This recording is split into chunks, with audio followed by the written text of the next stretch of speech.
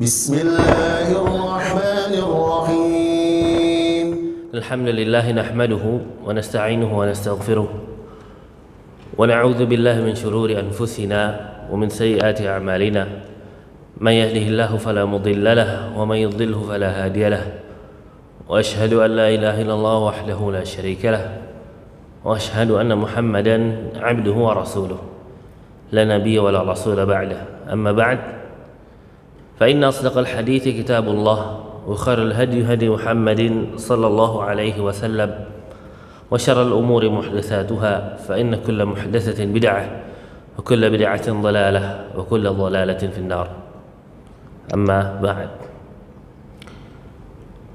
Baik ibu-ibu, semoga Allah merahmati kita semua. Nabi Muhammad sallallahu alaihi wasallam, Nabi kita semua, sudah memberikan kepada kita banyak sekali wasiat. Nabi Muhammad sallallahu alaihi wasallam sudah memberikan kepada kita banyak kali wejangan. Kita sebagai seorang muslim, kewajiban utama kita adalah mengikuti apa yang Allah dan Rasulnya ajarkan. Dan ini merupakan hal yang sangat penting. Nabi Muhammad SAW bersabda, kata Nabi Muhammad, taraktu fikum amrayni lan tadillu ba'di ma in tamassaktum bihima. Kata Nabi, saya tinggalkan kepada kalian dua hal. Saya tinggalkan kepada kalian dua hal. Nabi Muhammad SAW ketika beliau sebelum wafat di Haji Wada, khutbatul wada, khutbah perpisahan namanya. Haji Wada, haji perpisahan. Khutbah wada, khutbah perpisahan. Di situ Allah Subhanahu wa taala turunkan ayat Al-yawma akmaltu lakum dinakum wa atmamtu alaikum ni'mati wa raditu lakumul Islam madina. Pada hari ini kata Allah Subhanahu wa taala, saya sempurnakan untuk kalian, aku sempurnakan kata Allah untuk kalian agama kalian. Dan aku sempurnakan juga untuk kalian nikmatku kepada kalian. Dan aku sudah ridha Islam sebagai agama kalian. Di sini bermakna adalah apa? Setelah turunnya ayat ini adalah ayat penghujung. Ayat penghujung sebelum wafatnya Nabi. Dan ini merupakan tanda bahwasanya Nabi Muhammad SAW sudah menjelaskan semua. Nabi Muhammad SAW sudah menjelaskan semuanya. Makanya di akhir tadi kita lanjutkan hadisnya, taraktu fikum amrain. Saya tinggalkan kepada kalian dua hal. Semua yang Nabi Muhammad SAW sampaikan ini kembali ke dua hal. Ma in tamassaktum bihima, yang butuh, yang harus kalian pegang agar kalian tidak tersesat. Yang pertama adalah kitabullah. Yang pertama tentunya adalah Al-Quran. Yang kedua adalah wa sunnati, hadis-hadis Nabi Muhammad sallallahu alaihi wasallam. Kita tahu, kita percaya bahwasanya Nabi kita Muhammad SAW sudah memberikan semuanya. Dan Nabi Muhammad SAW, salah satu keistimewaan beliau adalah beliau Allah berikan kemampuan yang disebut dengan jawami'ul kalim. Jawami'ul kalim. Nah itu apa? Perkataan Nabi Muhammad bukan seperti perkataan orang biasa. kalimat-kalimat yang dikeluarkan oleh Nabi Muhammad itu disebut jawami'ul kalim, yaitu apa? Singkat kalimatnya, singkat perkataannya, namun luas maknanya.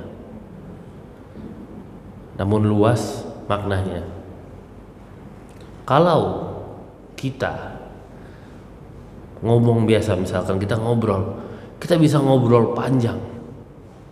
Bahkan ustadz pun ketika mengajarkan di depan itu bisa ngomong panjang lebar, 2 jam bisa, 1 jam, 2 jam.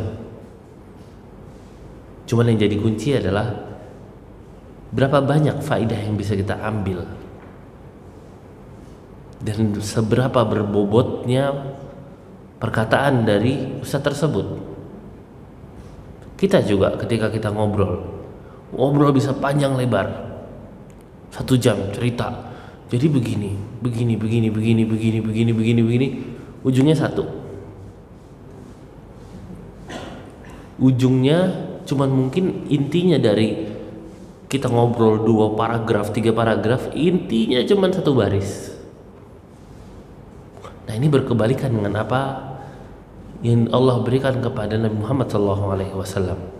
Nabi Muhammad diberikan jawami'ul kalim, yaitu perkataan Nabi Muhammad itu simple, singkat, tapi maknanya sangat luas.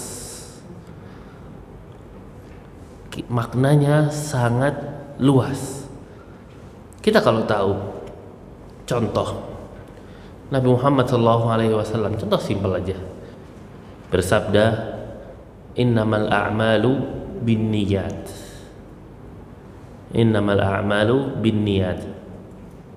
wa innama likulli imri'in ma nawa.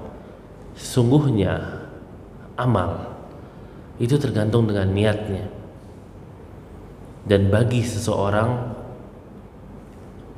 apa yang dia niatkan, kata Nabi Muhammad SAW. Simple, 2 kalimat pendek. Kalau kita syarah, ini bisa 1 buku. Kenapa bisa 1 buku kita syarah? Innamal a'malu binniyat. Kita mau syarah dari mana? Dari sisi bahasa dulu. Innama. Ketika Nabi Muhammad, kenapa Nabi Muhammad menggunakan innama? Innama ini kalau dalam bahasa Arab artinya adalah yadullu 'alal hasar. Ketika menggunakan innama artinya itu hanya, benar-benar, selain itu tidak. Innamal a'malu binniyat. Sesungguhnya seluruh amalan itu hanya bergantung sama niatnya. Kenapa Nabi Muhammad itu menggunakan hanya? Nabi Muhammad menggunakan hanya artinya adalah untuk memberikan efek lebih, efek hiperbola mengenai, bukan hiperbola juga, realistis sebenarnya, mengenai bahwasanya tidak satupun amalan yang tidak berdasarkan niat itu diterima. 1. Yang kedua, amalan apapun ketika niatnya salah itu tidak diterima atau tergantung sama niatnya. Ketiga, amalan apapun yang mubah ketika dilakukan dengan benar, diniatkan dengan benar, mendapatkan pahalanya. Keempat, amalan sebaik-baiknya amalan ketika niatnya tidak sempurna, itu tidak sempurna juga. Ini benar-benar niat ini menjadi barometer dari suatu amalan. Ini semua dari kata mana? 1 kata. Innamal a'malu binniyat, 1 kalimat. Kenapa Nabi Muhammad SAW menggunakan kata niat jamak? Dari situ kita belajar bahwasanya satu amalan kadang mengandung banyak niat. Dari situ kita belajar bahwasanya terkadang kita tidak melakukan satu hal itu untuk satu niat saja, satu tujuan saja.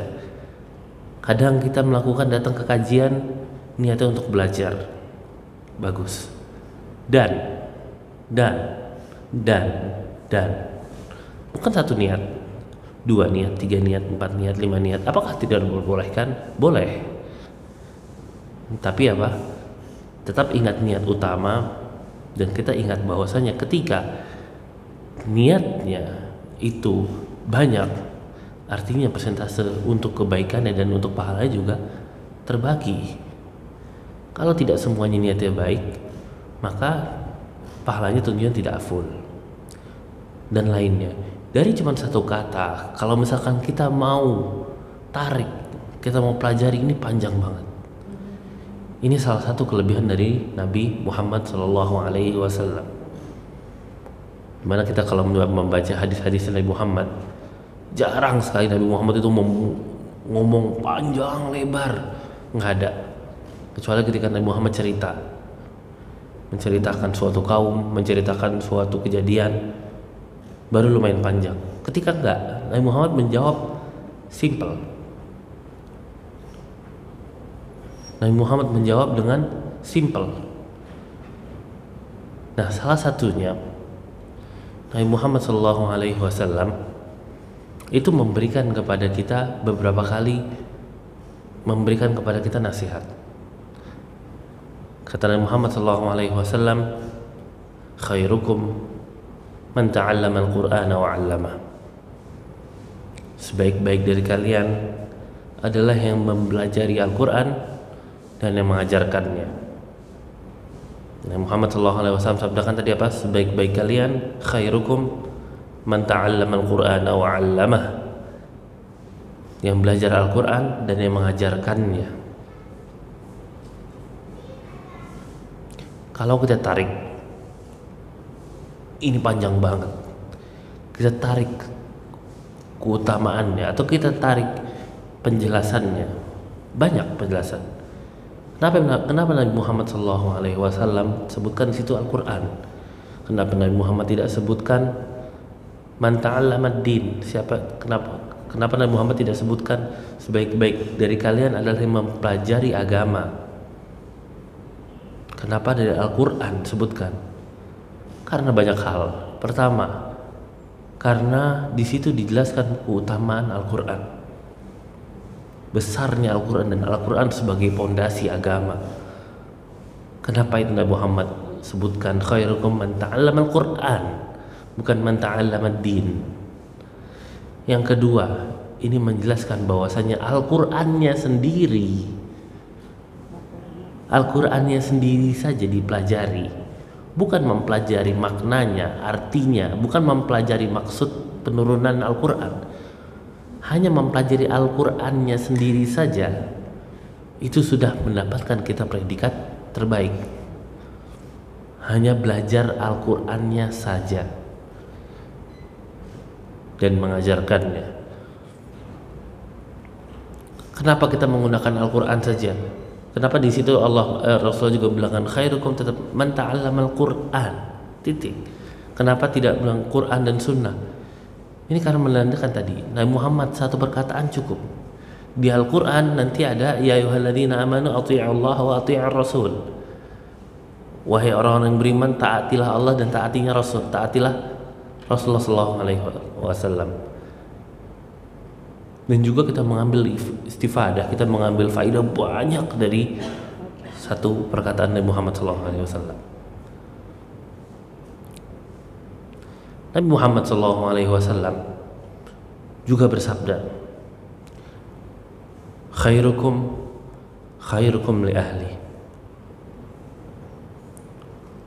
wa ana khairukum li ahli. Kata Nabi Muhammad SAW, sebaik-baik kalian adalah orang yang terbaik bagi keluarganya,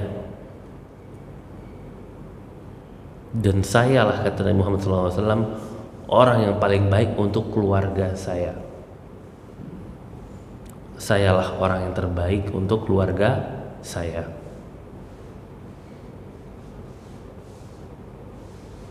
Ini kalau kita ambil faidahnya banyak. Khairukum li ahli. Ini menandakan bagaimana Nabi Muhammad SAW mensyariatkan bahwasanya bagi suami, bagi istri, bagi anak, bagi orang tua, hal terbaik untuk mereka apa? Orang yang paling berhak untuk mereka berbuat kebaikan kepadanya adalah keluarga mereka sendiri. Ini mengisyaratkan Nabi Muhammad SAW salah orang yang baik kemana-mana, yang baik sama temennya, baik sama tetangga, baik sama ini, baik sama ini, tapi di sisi lain sama keluarganya bermasalah. sama keluarganya keras, sama suaminya, sama istrinya keras, sama anaknya, sama orang tuanya, tidak ada baiknya sama sekali. Terkesan baik di luar, padahal di dalamnya, dalam keluarganya sendiri kasar. Terkesan baik di luar, padahal di dalam keluarganya sendiri keras kepala. Ini salah satu faidahnya. Kalau kita lihat contohnya dari Muhammad, banyak bagaimana Nabi Muhammad SAW bahkan ke pembantunya aja, ke Anas bin Malik radhiyallahu taala anhu. Kata Anas bin Malik, sejak saya menjadi 13 tahun menjadi pembantu Rasulullah SAW, tidak pernah satu kali pun Rasulullah itu ngomel ke saya. Satu kali pun Rasulullah tidak pernah mengangkat suaranya, tidak pernah emosi ke saya. Ke pembantunya sendiri, ke pembantunya Rasulullah SAW. Pada saat itu Anas bin Malik anak kecil, pembantu dan anak kecil, wajar, anak kecil banyak melakukan kesalahan, wajar. Anas bin Malik pernah satu saat disuruh Rasulullah memberi suatu barang. Ketika Rasulullah suruh, Anas bin Malik keluar malah main sama anak-anak yang lain. Karena ngelihat anak-anak di jalan lagi main, Anas bin Malik keluar, bukannya membeli apa yang Rasulullah perintahkan, malah akhirnya ikutan main. Namanya anak-anak. Ketemu Rasulullah cuma senyum. Kemudian Rasulullah bilang, silahkan lakukan apa yang diperintahkan. Tidak ada emosi, tidak dimarahin. Gimana sih, kan disuruh gini, enggak. Ini contoh dari Rasulullah SAW. Bagaimana Rasulullah SAW mendidik Aisyah, mendidik istri-istri yang lain, contoh-contohnya dan lain-lain. Kita mengambil pelajaran cuman dari satu kata, khairukum, satu kalimat, khairukum li ahli. Contoh dan pengamalan dari apa yang Rasulullah ajarkan. Faidah kedua dari hadis tersebut, dari kalimat tersebut, mengajarkan bagaimana kita beramal, kita menghargai ahlul bait, menghargai keluarga Nabi Muhammad SAW. Dari mana? Wa ana khairukum li ahli. Kata Rasulullah, saya lah yang terbaik untuk keluarga saya. Ketika kita melihat seperti itu, kita lihat yang terbaik untuk ahlul bait, untuk keluarga Nabi Muhammad itu Nabi Muhammad. Apa yang Nabi Muhammad lakukan, maka yang kita lakukan adalah mencontoh apa yang Rasul ajarkan, apa yang Rasul lakukan kepada mereka. Dan faidah-faidah lainnya banyak banget dari situ. Dari situ diajarkan bahwasanya kita memberi faidah, kita memberi penerangan, itu dimulai dari yang terdekat, keluarga. Dari situ kita belajar juga bahwasanya keluargalah nanti yang menjadi pertanggungjawaban kita, dan kita dipertanggungjawabkan atas apa yang kita lakukan kepada keluarga kita dan juga lain-lainnya. Rasulullah SAW juga bersabda, khairun nas anfa'uhum linnas. Sebaik-baik manusia, sebaik-baik orang, kata Nabi Muhammad SAW, adalah orang yang paling bermanfaat bagi orang lain. Cukup satu kalimat, khairun nas anfa'uhum linnas. 4 kata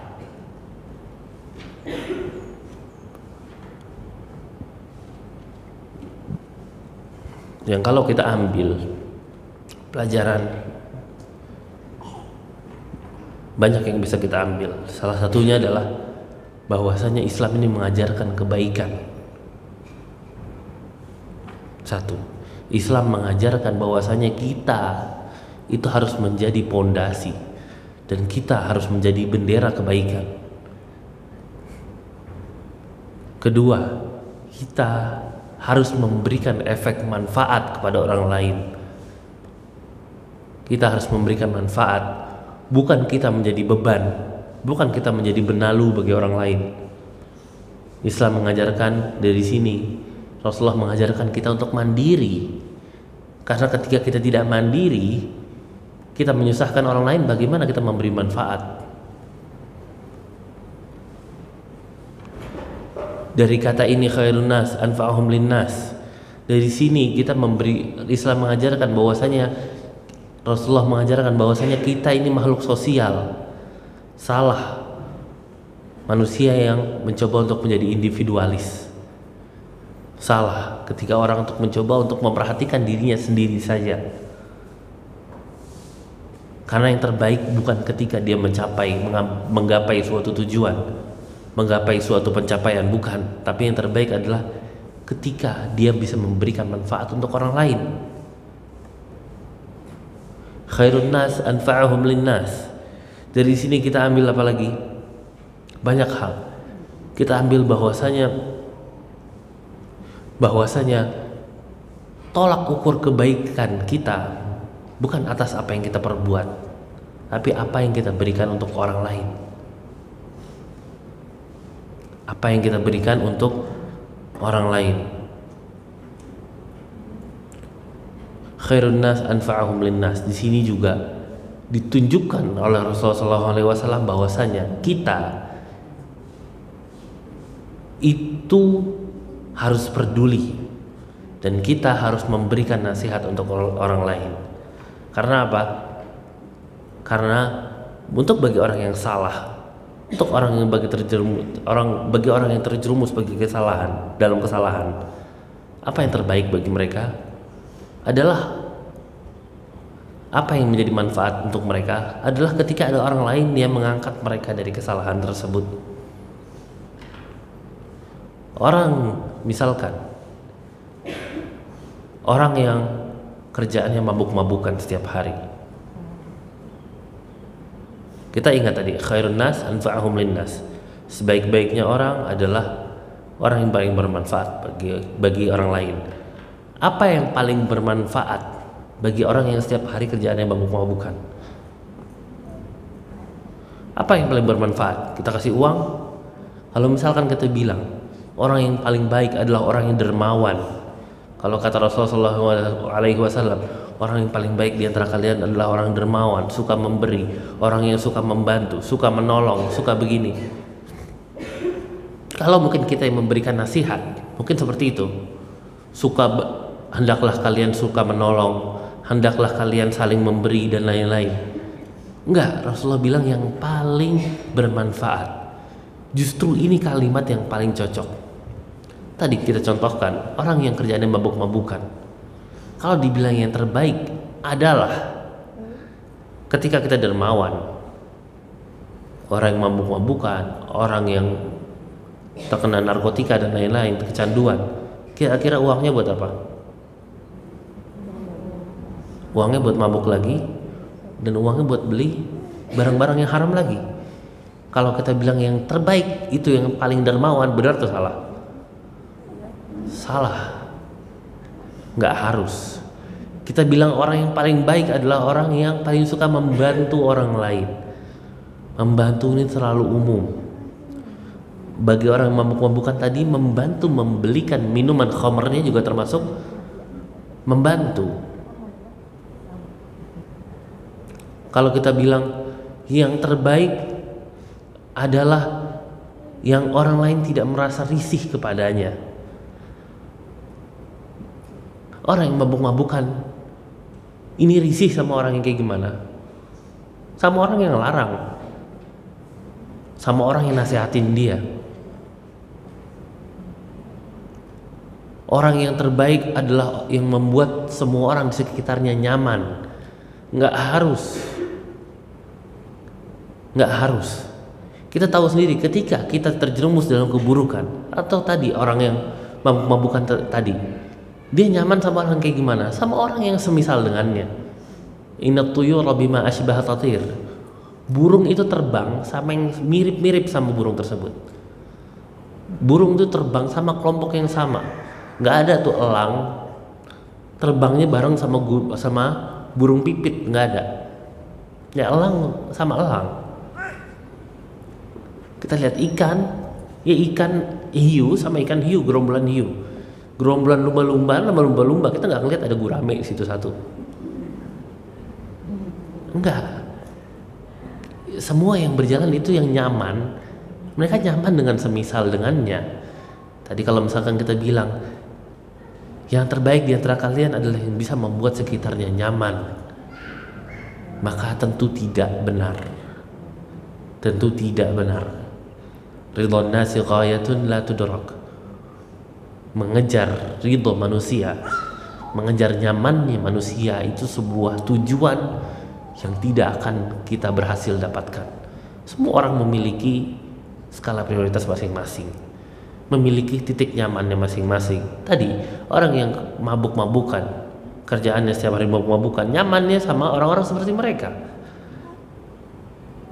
Tiba-tiba satu orang soleh, masya Allah, datang, kerjaannya ngasih nasihat terus. Ketika lagi mereka mabuk-mabukan, nyaman nggak? Ganggu. Ini kita belajar bagaimana Rasulullah SAW. Khairun nas anfa'ahum linnas. Perkataan Rasulullah mungkin pendek, perkataan kalimat Rasulullah mungkin sederhana, tapi kalau kita ambil maknanya luas dan maknanya tepat sasaran. Maknanya tepat sasaran. Karena kebaikan itu adalah memberikan manfaat. Manfaat itu berbeda-beda. Sama kayak tadi, sebaik-baik kalian adalah yang paling baik bagi keluarganya. Baik bagi keluarganya itu bisa diartikan dengan banyak hal. Belum tentu baik bagi keluarganya adalah yang terus-menerus dengan kasih sayang. Kita tahu dalam mendidik, misalkan contoh, mendidik anak, ketika kita terus memberikan kasih sayang dari kecil sampai besar, tanpa mengajarkan dia kemandirian, tanpa mengajarkan dia untuk memiliki mental yang kuat, tanpa mengajarkan kepada dia kedisiplinan, terus-menerus saya dikasih kasih sayang. Tamu datang dipukul mukanya, ya sayang. Tamu datang disiram pakai air, udah cukup, udah sayang. Nggak begitu. Yang terbaik adalah yang paling baik bagi keluarganya. Paling baik ini bukan satu barometer mutlak. Bukan semuanya yang paling baik adalah yang paling kasih sayang. Enggak. Tapi Rasulullah bilang apa? Yang paling baik. Dan baik itu tergantung keadaan. Kita ambil semua perkataan Rasulullah SAW, simple, sederhana, tapi maknanya selalu tepat dan pas. Beliau diberikan jawami'ul kalim. Beliau diberikan jawami'ul kalim. Hal simple. Tadi 3 hadis yang kita sebutkan. Khairukum man ta'allama al-Qur'ana wa 'allamah. Sebaik-baik kalian adalah yang belajar Al-Qur'an dan mengajarkannya. Khairukum li ahli. Sebaik-baik kalian adalah yang paling baik bagi keluarganya. Dan khairun nas anfa'ahum linnas. Sebaik-baik manusia adalah yang paling baik bagi manusia lainnya. Kita mungkin mengira itu simple. Hal paling simpel yang kita ambil pelajaran dari situ adalah bagaimana Nabi Muhammad SAW, kebesaran beliau adalah 3 hal tersebut, 3 hadis tersebut, 3 keadaan tersebut dibuat dalam kata yang tidak sama. Yang pertama, yang tadi, masalah belajar Al-Quran dan mengajarkannya. Rasulullah bilang apa? Khairukum, sebaik-baik kalian, kata Rasulullah. Yang kedua, masalah tadi mengenai kebaikan kepada keluarganya, sama, khairukum, sebaik-baik kalian. Tapi ketika yang bermanfaat bagi orang lain, khairun nas, sebaik-baik manusia. Ini menandakan kenapa berbeda. Kenapa berbeda tiga-tiganya? Kenapa yang dua kum, yang kenapa yang satu tiba-tiba nas? Kenapa yang dua kalian, yang satu manusia? Semua. Ini menandakan yang pertama dan yang kedua ini hanya dilakukan oleh orang muslim. Yang pertama dan yang kedua ini adalah hal yang wajib dilakukan oleh orang muslim, dan barometernya adalah untuk kaum muslimin. Belajar Al-Quran dan mengajarkannya ini untuk kaum muslimin. Ketika untuk kufar, ketika untuk orang yang bukan muslim, ketika mereka belajar Al-Quran dan mengajarkannya, mereka tidak akan mendapatkan keutamaan ini. Mereka tidak akan mendapatkan keutamaan ini. Yang kedua, masalah tadi paling baik bagi keluarganya. Ini adalah untuk kaum muslimin. Kenapa? Karena kebaikan. Nomor satu adalah memberikan pelajaran agama. Dari mana kita dapat? Rasulullah SAW bilang apa? Man yuridillahu bihi khairan yufaqihu fid din.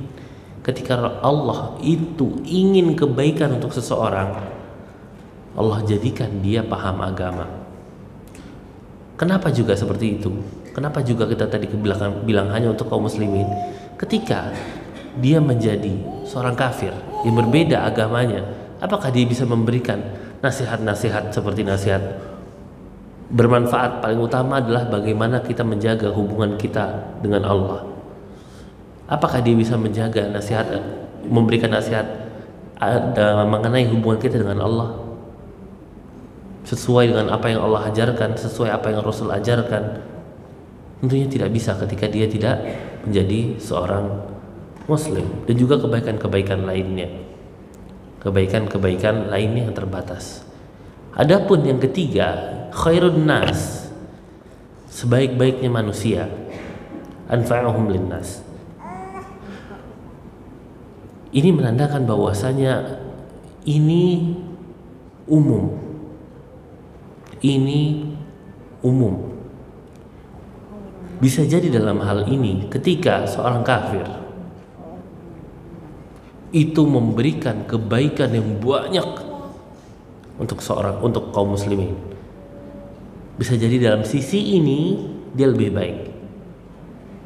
Contoh siapa? Abu Thalib, pamannya Rasulullah SAW. Ini menandakan bahwasanya memberikan kebaikan, memberikan manfaat, entah dia tuh muslim, entah dia tuh kafir, itu tetap ada ganjarannya dan tetap ada levelnya kebaikan. Walaupun dia kafir, Abu Thalib orang yang paling salah satu, dan dia Abu Thalib adalah orang kafir yang paling berjasa dalam tumbuhnya Islam dan paling berjasa dalam kehidupan Rasulullah SAW. Karena dia yang paling berjasa dalam Islam. Walaupun Abu Thalib itu kafir, maka dia yang paling ringan siksanya nanti di neraka. Allah menjanjikan bahwasanya dia nanti paling ringan siksanya di neraka. Dan sama untuk orang-orang kafir yang lain, orang-orang non muslim lain, ketika mereka melakukan kebaikan, apakah artinya kebaikan tersebut tidak dianggap? Sebagaimana tadi yang pertama, khairukum man ta'allama al-Quran. Apabila orang kafir belajar Al-Quran, apakah dianggap? Tidak. Tapi ketika memberikan manfaat untuk orang lain, itu dianggap. Kenapa? Karena tetap Allah akan memberikan ganjaran walaupun orang kafir itu yang berbuat baik. Orang kafir ketika berbuat baik, membantu ini, sedekah ini, Allah tetap akan memberikan ganjaran. Bedanya apa? Bedanya adalah ganjaran yang mungkin tidak di akhirat. Ganjaran yang akan Allah berikan di dunia, akan Allah segerakan ganjarannya di dunia, bukan di akhirat. Cuman dari satu kata, khairukum atau khairun nas. Khairukum atau khairun nas, cuma dari satu kata kita mengambil faidah yang banyak. Maka dari ini kita belajar bahwasanya apa yang Allah ajarkan, bahwasanya apa yang Rasul ajarkan itu luas. Apa yang Allah ajarkan, apa yang Rasul ajarkan ini bukan suatu hal yang sempit. Banyak kita bisa pelajari dari apa yang Allah dan Rasulnya ajarkan. Dari sini kita belajar bahwasanya ketika Allah dan Rasulnya memerintahkan kita untuk mengikuti Al-Quran dan Sunnah, seperti yang tadi di awal, taraktu fikum amrayni, saya tinggalkan kepada kalian dua perkara, lan tadillu ba'di ma in tamassaktum bihima, kalian tidak akan tersesat selama kalian berpegang teguh dengan dua perkara ini. Kita mengambil dari ini apa? Bahwasanya salah orang yang bilang Islam itu dengan pergerakan zaman itu banyak hal-hal yang nanti belum tercover, banyak hal-hal yang nanti belum dibahas, tidak cocok nanti, tidak relevan dengan perkembangan zaman. Salah. Karena apa? Hampir semua dalil yang Allah dan Rasul diturunkan adalah bersifat general dan bersifat luas. Kalau kita telah satu-satu dengan benar, dengan apa yang para ulama lakukan, dengan bagaimana para ulama melihat, ini Islam tetap relevan walaupun sampai hari kiamat dan lainnya.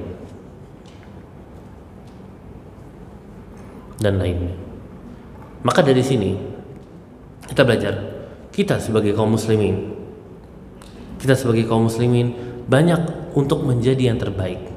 Banyak jalan yang Rasulullah ajarkan tadi. Khairukum man ta'allama al-Qur'ana wa 'allamah.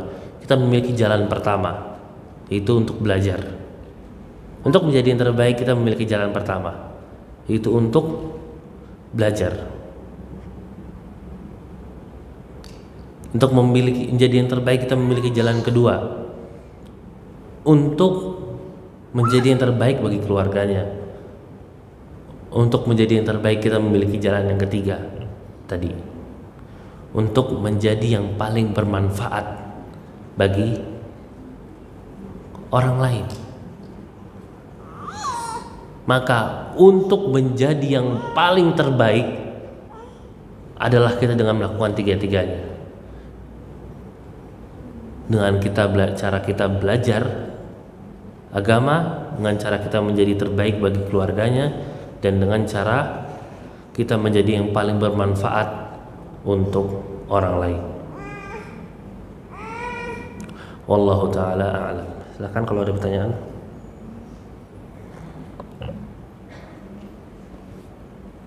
Ada yang mau dulu? Bismillahirrahmanirrahim. Assalamualaikum warahmatullahi wabarakatuh. Assalamualaikum. Izin bertanya terkait ini Ustaz ya.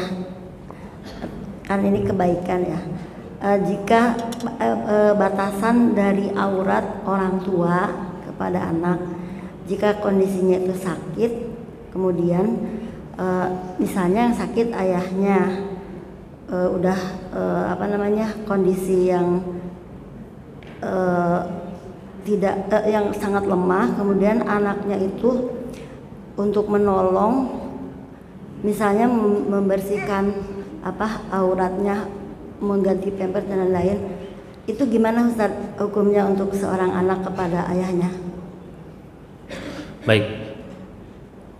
Anaknya perempuan apa laki-laki? Anaknya perempuan, makanya yang ditanyakan batasan auratnya. Oke. Untuk membersihkan bagian aurat bagi orang tua yang lawan jenis, maka yang terbaik adalah pertama adalah mencari orang lain. Mencari laki-laki gitu Ustaz. Iya, mencari laki-laki lain.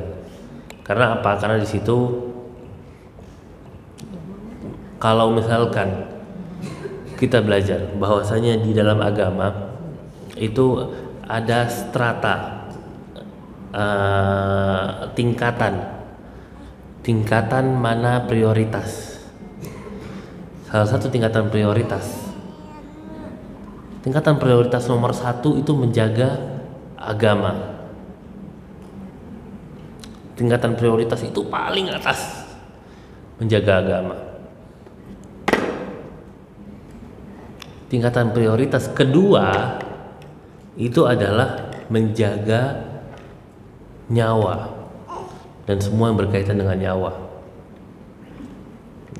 Berkaitan dengan nyawa, berkaitan dengan keseharian dan lain-lain. Itu tingkatan prioritas kedua.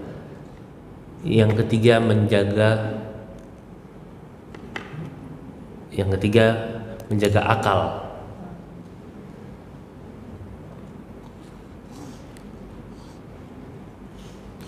Yang keempat menjaga keturunan. Dan yang terakhir adalah menjaga harta.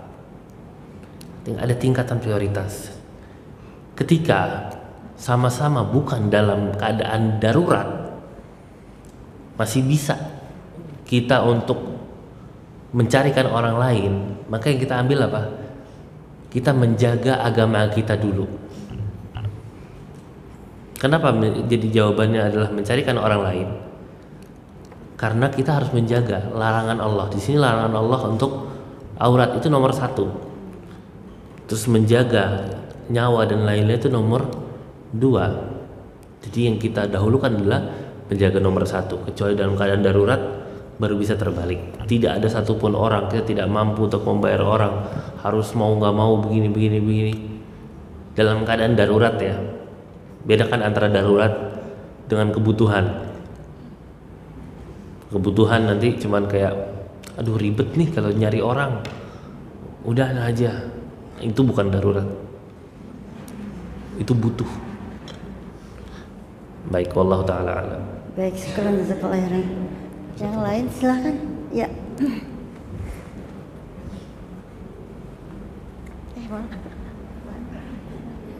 Assalamualaikum warahmatullahi wabarakatuh. Afan Ustadz, melanjutkan masalah yang tadi menjaga aurat orang tua. Kalau masalahnya seperti ini Ustadz, itu kan orang tua ya. Kebetulan dia tinggal sama anaknya tuh nggak ada laki-laki satupun. Ada yang bantu membersihkan, tapi itu konteksnya pulang pergi, nggak menginap, yang membantu untuk mandiin. Kalau misalnya nih pada malam hari kebetulan dia pup, itu apakah kita tetap menunggu pagi, keesokan paginya biar orang yang membantu membersihkan itu datang, atau memang kondisi terpaksa gitu? Kan itu termasuk birrul walidain bukan ya Ustadz ya? Iya. Syukran jazakallahu khairan. Jazakallahu khairan. Masuk birrul walidain atau enggak termasuk? Tapi dengan cara yang baik, dengan cara yang benar, yaitu tadi kita usahakan bagaimana caranya agar kita tetap menjaga apa yang Allah dan Rasulnya perintahkan. Dengan jaga apa? Pertama mungkin kalau misalkan bisa adalah yang full, karena kita tahu bahwasanya kebutuhan manusia seperti tadi buang air itu tidak part time, tidak ada waktunya. Kalau misalkan bisa, kalau misalkan tidak bisa ya sudah, tidak mengapa. Kalau misalkan tidak bisa, tidak mengapa. Kita coba usahakan dengan jalan lain, yaitu apa? Kita coba minimal kita coba untuk bersihkan di waktu ketika dia ada, di akhir sebelum dia pergi, dan dibersihkan ketika pertama kali dia datang. Kalau misalkan di akhir sebelum dia pergi dan di awal ketika dia datang. Kecuali kalau misalkan tadi malam-malam misalkan kita lihat, kalau misalkan kita tunggu sampai pagi, kita lihat kira-kira ada kemudorotan. Kira-kira ada kemudorotan, misalkan contohnya pampersnya tidak muat, akhirnya kemana-mana, ataupun yang lainnya, baru akhirnya kita mengambil bismillah. Dalam keadaan darurat insya Allah kita yang gantikan, tapi dengan syarat tetap menjaga, bukan ketika diperbolehkan.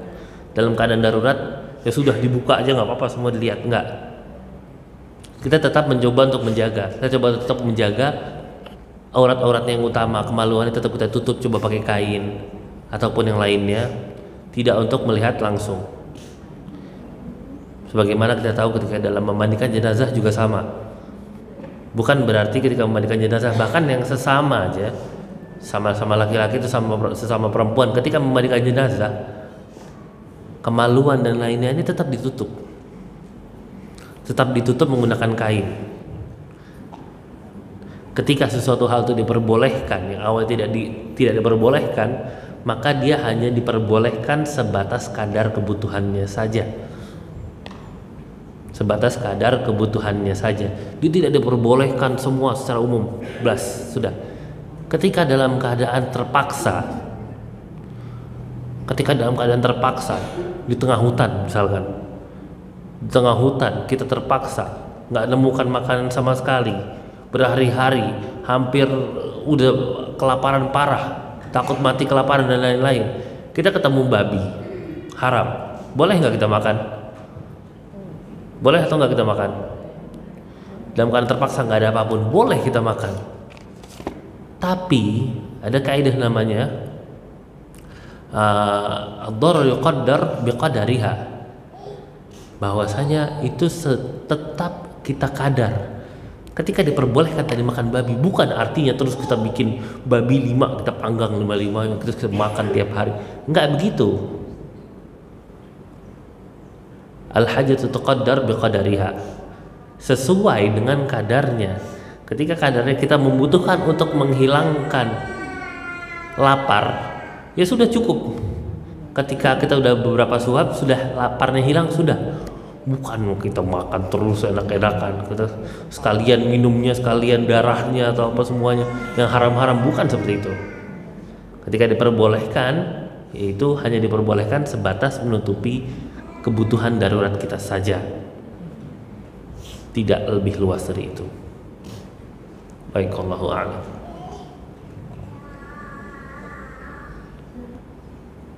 Assalamualaikum Ustaz. Assalamualaikum. Izin bertanya, mohon dijelaskan batasan safar tanpa mahram. Assalamualaikum. Batasan safar tanpa mahram. Yang pertama, hal paling utama adalah batasan safarnya sendiri. Batasan safarnya sendiri. Safar itu sebagaimana yang ana ambil pendapatnya, bahwasanya semua yang kita anggap itu safar, membutuhkan bekal, baju ganti dan lain-lain, normalnya ya, kita mengambil hukum secara manusia normal, bukan perorangan. Semua yang normalnya, ketika masyarakat normalnya ke sana itu membutuhkan persiapan, membutuhkan baju ganti dan lain-lain, dan dianggap jauh, termasuk safar. Dianggap jauh termasuk safar. Dan ini berbeda-beda setiap orang, berbeda-beda setiap masyarakat, dan berbeda-beda setiap zaman. Berbeda-beda setiap masyarakat dan berbeda-beda setiap zaman. Contoh, misalkan kita sekarang ke Bandung, normalnya bagi masyarakat ke Bandung tuh jauh atau enggak?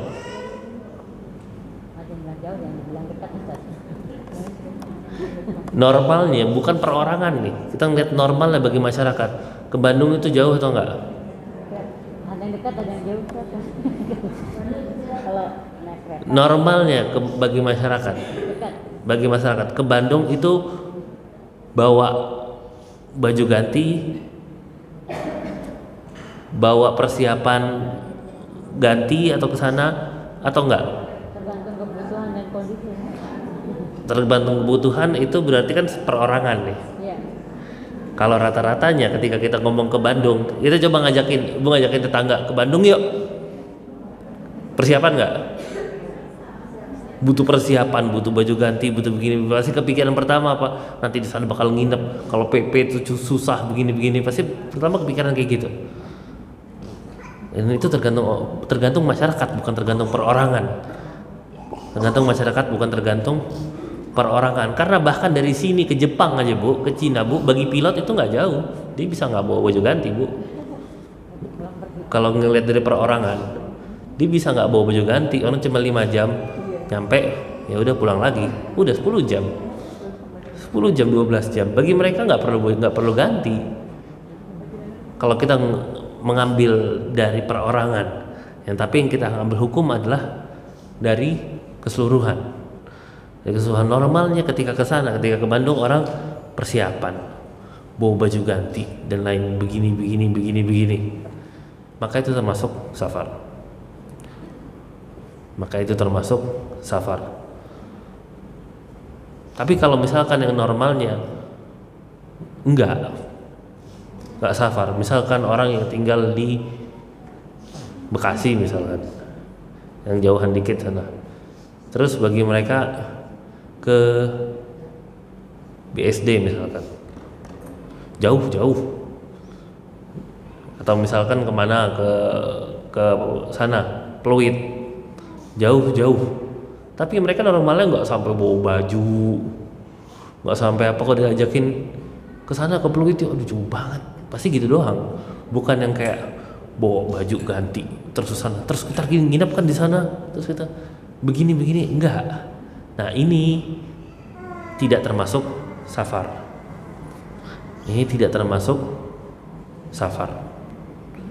Nah seperti inilah batasan antara safar atau tidak safar yang Anda ambil. Itu berdasarkan bagaimana kebiasaan masyarakat. Ketika masyarakat melihatnya itu jauh, ketika masyarakat itu melihatnya ke sana tuh butuh bekal, butuh ganti dan lain-lain, itu termasuk safar. Ketika kesananya itu mudah, maksudnya bukan tidak benar-benar membutuhkan ganti dan lain-lain, tidak terpikir akan nginap dan lain-lain, ini tidak termasuk safar.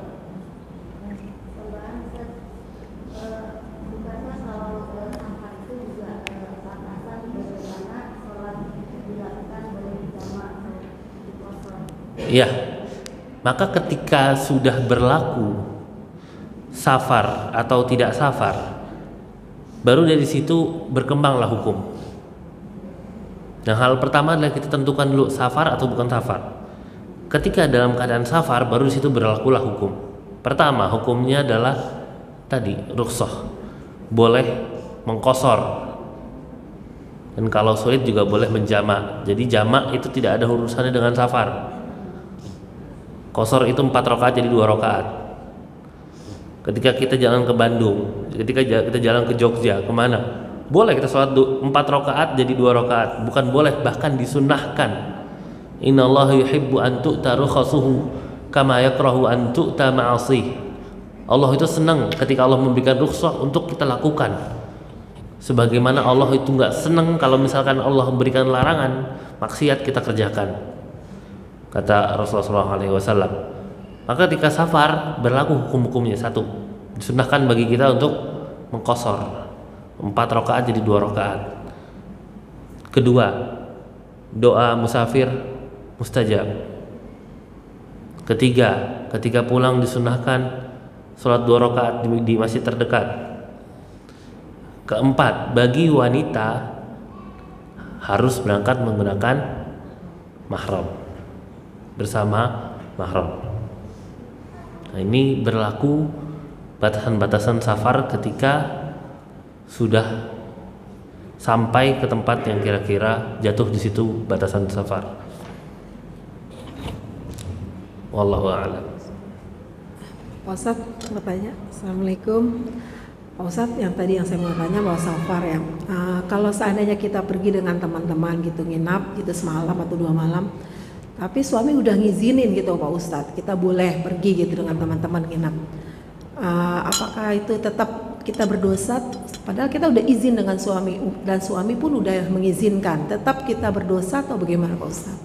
Sekarang yang jadi permasalahan adalah apakah tempat tersebut jatuh batasan safar atau enggak. Kalau menginap ternyata nginap di rumah tetangga, Bu, nggak apa-apa, Bu, nggak safar insyaallah. Nah, sekarang yang jadi permasalahan adalah ketika jatuh ke situ batasan safar. Ketika jatuh batasan safar, ketika sudah safar, ini permasalahannya adalah bukan bagaimana suami mengizinkan, tapi bagaimana Rasulullah SAW bersabda, la tusafirul mar'ah illa wa ma'aha dhi mahram. Tidak diperkenankan seorang perempuan untuk melakukan bepergian safar kecuali bersama mahram. Detik ini hadis dari Rasulullah SAW, dan Rasulullah sendiri yang bersabda, bukan batasnya adalah bagaimana keadaan, bukan batasnya adalah bagaimana izin suami, bukan batasnya adalah kemampuan atau yang lainnya, bukan, tapi batasnya adalah memang Rasulullah yang tidak memperkenankan. Allahu a'lam. Assalamualaikum Ustaz. Assalamualaikum warahmatullahi wabarakatuh. Saya mau tanya, ada orang tua sakit, dirawat di rumah sakit, tapi dia masih sadar, nggak pingsan. Diajak ngobrol juga masih nyambung. Terus saya tanya, dia kan pakai infus sama pakai diapers. Pas waktunya sholat saya tawarkan, ayo mau sholat, saya bimbing ke berwudu, saya tuntun lah gitu. Nah terus dia mengeluarkan pernyataan bahwa kalau kebiasaan kita biasa, saya kan biasa sholat tahajud. Kalau saya dalam keadaan sakit, saya kan tidak mengerjakan sholat tahajud atau sholat yang lainnya, tapi tetap dicatat niat saya karena ada uzur sakit. Jadi dia merasa nggak perlu sholat yang 5 waktu, sholat kebiasaan amal yang dia kerjakan karena dia ada uzur sakit. Tapi dia masih dalam keadaan sadar, diajak ngobrol nyambung. Pokoknya nggak pingsan gitu Ustaz. Itu apa benar pernyataannya seperti itu Ustaz? Oke. Dalam permasalahan tadi, yang sakit, apakah dia berlaku kepadanya bahwasanya bagi yang sakit ganjaran sebagaimana ketika dia sehat, ketika dia tidak mampu mengerjakan hal tersebut? Hal tersebut berlaku selain hal-hal yang wajib. Hal tersebut berlaku selain hal-hal yang wajib. Selain hal-hal yang wajib, ketika dia tidak mampu melakukan tersebut, maka berlaku untuknya ganjaran sebagaimana ketika dia mampu. Adapun untuk yang wajib, maka Rasulullah SAW bersabda, "Shalli qa'iman." Salatlah kalian dalam keadaan berdiri. Fa in lam tastati' fa qa'idan. Kalau kalian tidak mampu dalam keadaan duduk. Fa in lam tastati' fa 'ala janb.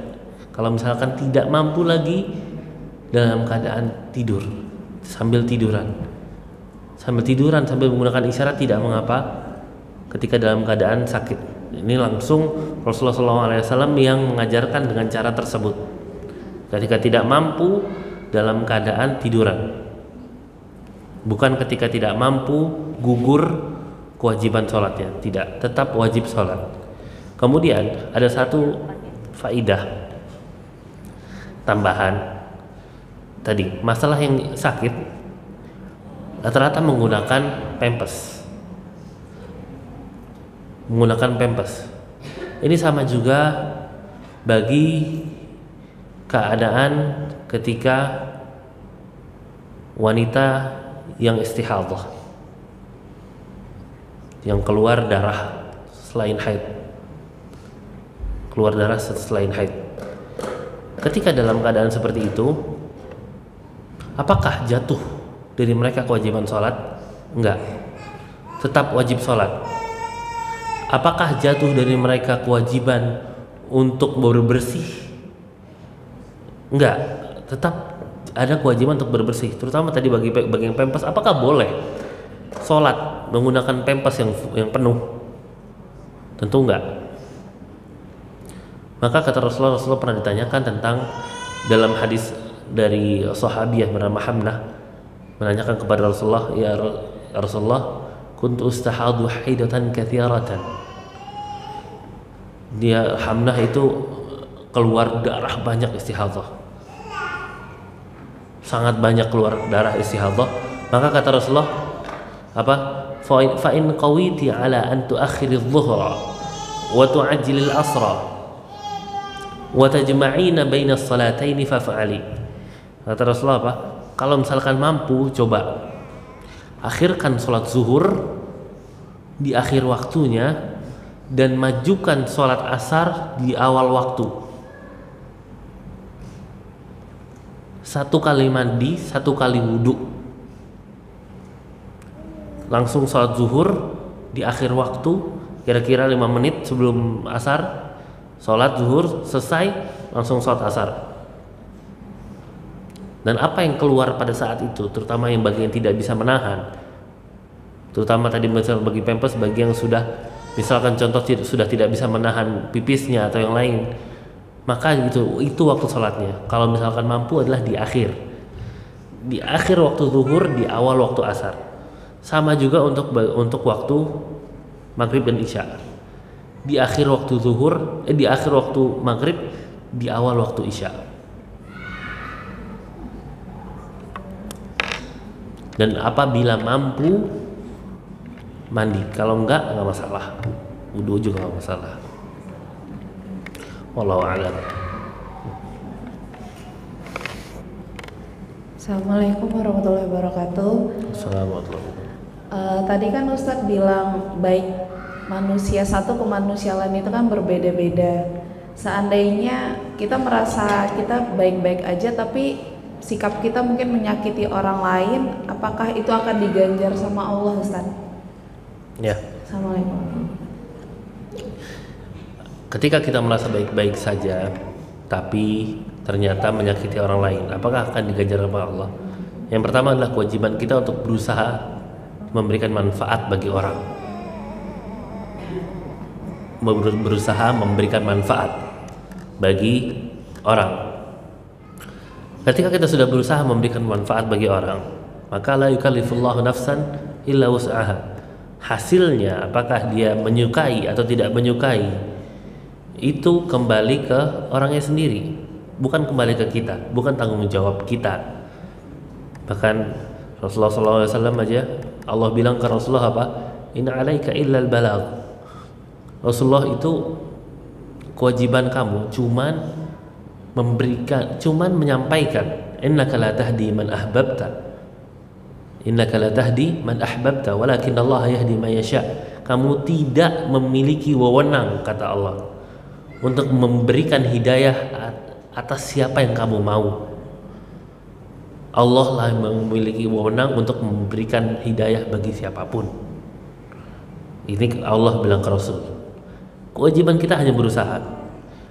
Adapun bagaimana orang melihat, itu nomor 2. Nah, tadi permasalahannya adalah di bagaimana cara menyampaikan.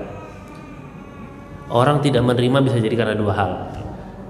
Yang pertama bisa jadi karena memang Allah belum memberikan hidayah, dan bisa jadi yang kedua adalah dengan cara kita yang salah.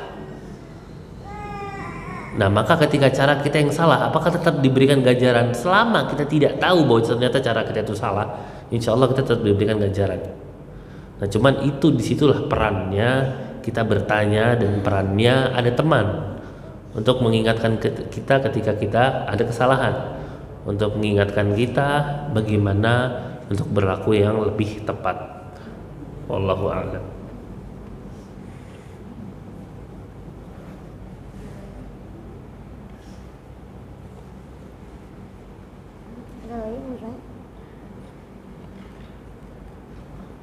Masih ada Ustaz? Assalamualaikum Ustaz. Tadi kan Ustaz mengatakan bahwa sebaik-baik kalian yang belajar Al-Quran dan mengajarkannya. Nah, kemudian yang saya mau tanyakan itu untuk Al-Quran. Sebaiknya bagaimana ya? Apakah tahap? Bagi saya ini ya mungkin ya, saya kan baru pensiunnya Ustadz ya. Jadi sekarang lebih banyak waktu nih untuk belajar. Yang saya lakukan, apakah saya belajar tahsinnya, dan selama ini kan saya baca, kemudian saya baca artinya, terjemahannya. Nah, apakah itu, atau karena kan dari sana juga karena ada terjemahannya, jadi kita maksudnya ya tahulah gitu nanti baca hadisnya seperti itu, atau kita belajar bahasa Arab yang kedua, atau kita menghafalkan gitu, seperti itu menghafal Al-Qur'annya gitu, umpamanya juz 30 dulu atau gimana itu. Terima kasih itu Ustadz, mohon sarannya. Assalamualaikum warahmatullahi wabarakatuh. Waalaikumsalam warahmatullahi wabarakatuh. Bagaimana skala prioritas dalam belajar? Masalah belajar Al-Quran begini, belajar Al-Quran ini tidak dalam satu hukum. Tidak kita bilang semua belajar Al-Quran terbaik. Iya, belajar Al-Quran terbaik. Khairukum man ta'allama al-Qur'ana wa 'allamah. Tapi hadis tersebut itu mewakili bukan cuma belajar Al-Quran, bukan cuma belajar cara membaca, bukan cuma menghafal, bukan cuma belajar syarahnya, bukan cuma belajar agama yang lain, tapi itu mewakili semua. Mewakili semua. Kita ingat tadi Nabi diberikan Jawami'ul Kalim. Satu kata bermakna bisa banyak. Satu kata bermakna bisa banyak. Hukum belajar Al-Quran, belajar tahsin, belajar membaca Al-Quran sendiri itu terbagi. Ada kadar wajib, ada kadar sunnah. Kadar wajib dari tahsin Al-Quran adalah kadar kita bisa membaca Al-Quran tanpa terkena pada lahan jali, pada kesalahan yang mengubah kata, mengubah huruf, mengubah harokat, dan merubah makna. Ini pada salah satu kesalahan yang 4 ini. Ketika kita sudah bisa menghindari 4 kesalahan ini, sisanya sunnah. Sisanya apa? Sunnah.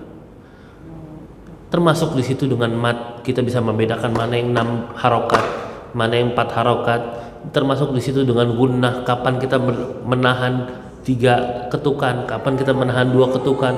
Termasuk dengan ini, itu. Termasuk dengan makhraj, gimana cara membedakan dengan benar antara ha dengan ha, bagaimana dengan kha, bagaimana dengan ghain, dan lain-lain. Ini semua sunnah, bukan wajib. Yang wajib adalah kita tidak terjatuh tadi 4 kesalahan tadi. Salah dalam mengubah kata, mengubah huruf, mengubah harokat, dan mengubah makna. 4 ini.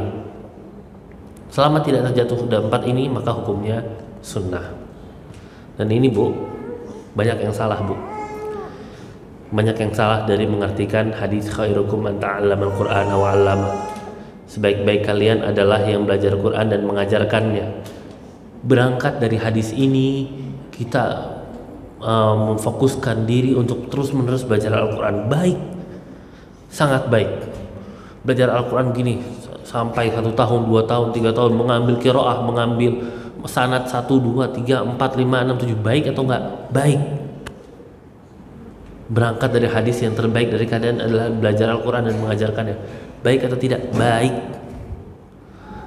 Permasalahannya apa? Skala prioritas. Rasulullah bilang apa? Dalam hadis qudsi, Allah berfirman, "Wa ma taqarraba ilayya 'abdun bi syai'in ahabbu ilayya mimma aftaradtuhu 'alaihi."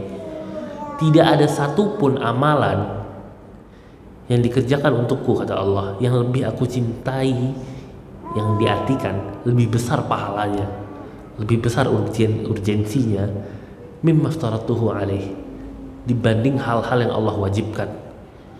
Yang salah ketika fokus dengan tahsin Al-Quran, fokus dengan ini, melupakan hal wajib lainnya. Wajib bagi kita untuk belajar fikih, tata cara sholat, tata cara ibadah, bagaimana kita sholat yang benar, bagaimana kita toharah yang benar, bersuci yang benar. Kewajiban kita yang lain, belajar akidah, tauhid, bagaimana agar kita tidak menyekutukan Allah Subhanahu wa taala, apa saja hak-hak Allah atas hambanya, dan lain-lainnya. Maka kalau mungkin yang terpenting adalah yang Anda lihat, wallahu taala alam, silahkan boleh ditanyakan ke ustaz lain juga, tapi yang Anda lihat fokus dengan hal-hal yang wajib dulu, terlebih dahulu. fokus dengan hal-hal wajib. Fokus dulu dengan bagaimana membaca Al-Quran tanpa tadi mengenai kesalahan jali, mengubah yang tadi. Kemudian fokus pada hal-hal yang wajib diketahui dulu, belajar mengenai tauhid, mengenai tata cara ibadah dan lain-lain. Baru setelah itu turun ke hal-hal yang sunnah, turun ke hal-hal yang sunnah. Adapun dengan bahasa Arab itu ilmu alat. Bahasa Arab itu kunci. Kalau misalkan kita tidak harus masuk lewat pintu tersebut, kunci, Bu. Bahasa Arab itu kunci, Bu. Ini masjid, Bu. Ada kuncinya di situ. Itu bahasa Arab. Untuk belajar agama itu kunci dengan bahasa Arab. Tapi kalau misalkan ternyata kacanya bolong, kita bisa masuk lewat samping, walaupun tidak seperti masuk lewat pintu, tidak legal. Walaupun tidak seperti masuk lewat pintunya lebih besar. Artinya apa? Potensi ketika kita sudah memiliki bahasa Arab itu besar. Potensi ketika kita sudah menguasai bahasa Arab itu besar. Tapi bukan berarti ketika kita tidak memiliki bahasa Arab kita tidak bisa. Dan terutama tadi masalah hal-hal yang lebih penting, banyak hal yang lebih penting. Jangan nanti akhirnya kita fokus terus ke bahasa Arab, tapi hal yang lebih pentingnya tidak kesampaian. Maka yang lebih baik apa? Coba dua-duanya, tapi coba dengan prioritas yang lebih utama terlebih dahulu. Wallahu a'lam.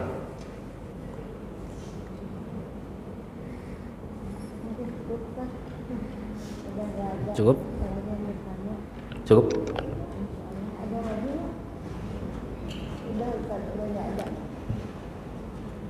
Baik, kita akhiri.